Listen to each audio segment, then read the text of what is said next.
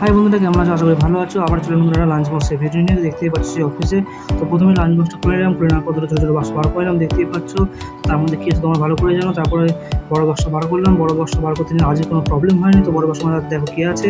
তো আজকে পটল ভাজাও দিয়েছে, আবার কুমড়ো ভাজাও দিয়েছে। আজকে আলু সেদ্ধ নিয়ে খুবই দুঃখের ব্যাপার। তো প্রথমে ভাতটা প্লেটের মধ্যে ভালো করে উল্টে নিলাম, উল্টে নেওয়ার পরে আজকের ভাতটার মধ্যে ডালটা আমরা পুরো ভালো করে ভেঙে নিলাম। ভাতটা ভেঙে নেওয়ার পরে নিচ থেকে পটল ভাজাটা আর যে কুমড়ো ভাজাটা তোমাদের দেখেছিলাম, তো ওটা একে একে বার করে নিলাম। বার করে নেওয়ার পর ভাতটা ভালো করে এদিক ওদিক করে পুরো প্লেটে ছড়িয়ে নিলাম। দেখতেও ভালো লাগে প্লেটের মধ্যে ছড়িয়ে গেলে, আর খেতেও মজা লাগে। তো ভালো করে সাইড করে নিলাম সব কিছু। তারপরে বড় একটা টিফিন বক্স খুলে নিলাম, খুলে নেওয়ার পর দেখতে পাচ্ছি মধ্যে কী রয়েছে। আজ মাছের তরকারি দিয়েছে, তো আলু দিয়ে মাছের তরকারি পাতলা করে। তো একটা আলু আর মাছ আর একটু ঝোল ঢেলে নিলাম, তারপরে আর বাকিটা পরে ঢালবো। তারপর একটা টিফিন বক্স খুলে দেখতে পাচ্ছ ডাল। আজকে আর টক ডাল নয়, আজকে হচ্ছে কুমড়ো ডাল। তো ভাতটার মধ্যে এখানে ভালো করে ভাগ করে নিলাম, তারপরে ওর মধ্যে ঢাললাম। ঢালার পরে তো দেখতে পাচ্ছি কুমড়োটা খুবই নরম ছিল, সফট ছিল, খেতে ভালো লাগে।